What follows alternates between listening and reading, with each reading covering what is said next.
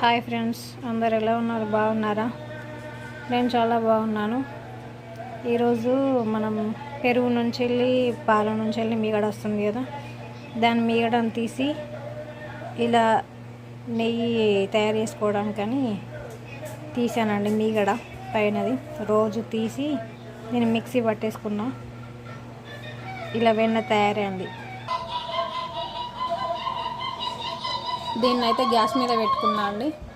మీగడని మాకు వెన్న వచ్చింది ఇంత, అంటే ఒక 20 or 30 days తీసుకున్నా నేను. ఈ వెన్నని కరిగించుకుంటున్న పొయ్యి మీద పెట్టి స్లోగా చిన్న మంట మీద కరిగించుకోవాలి. దీన్ని స్లోగా కరిగిన తర్వాత ఇది మనకి ఒక 15 minutes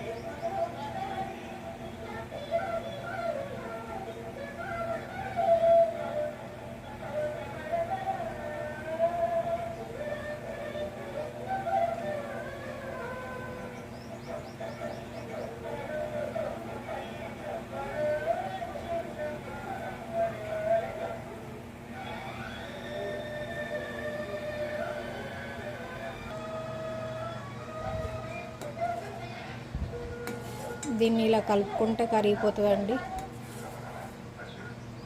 చూడండి, ఇలా కరిగిపోతుంది సరే.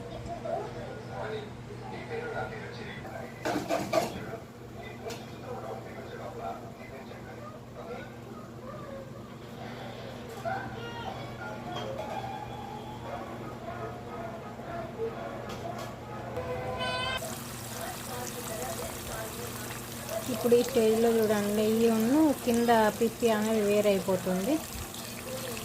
ఇంకొక 5 minutesలో నెయ్యి రెడీ అవుతుంది.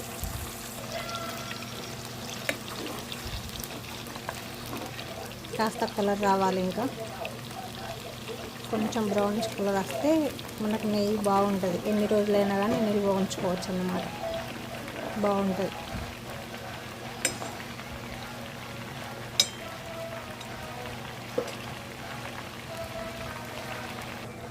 నెయ్యి రెడీ అయిందని తెలవడానికి మనకి ఇట్లా నురుగు వస్తుందండి. లాస్ట్కి ఫైనల్గా నురుగు వచ్చిందంటే మనకి నెయ్యి రెడీ అయిపోయినట్టే.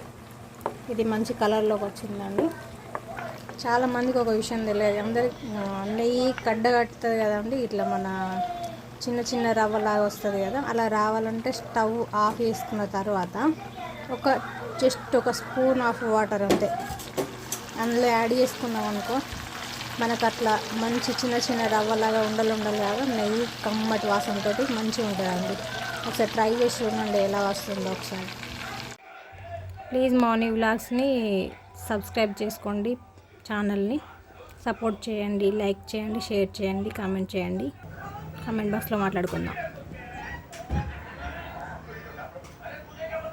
నేను ఇప్పుడు తయారు చేసుకున్న నెయ్యి అనేది ఇంత వచ్చిందండి. అంటే ఇందులో ఈ డబ్బాలో, పెద్ద డబ్బాలో కొంచెం ఉంది ఆల్రెడీ పాతది. ఇప్పుడు కొంచెం వేసిన ఇందులో పైన ఆ వైట్గా ఉంది పాతది, పైన ఉంది ఈరోజు చేసింది. ఈ డబ్బాలో నిండిన తర్వాత ఈ డబ్బాలో కొంచెం అయింది.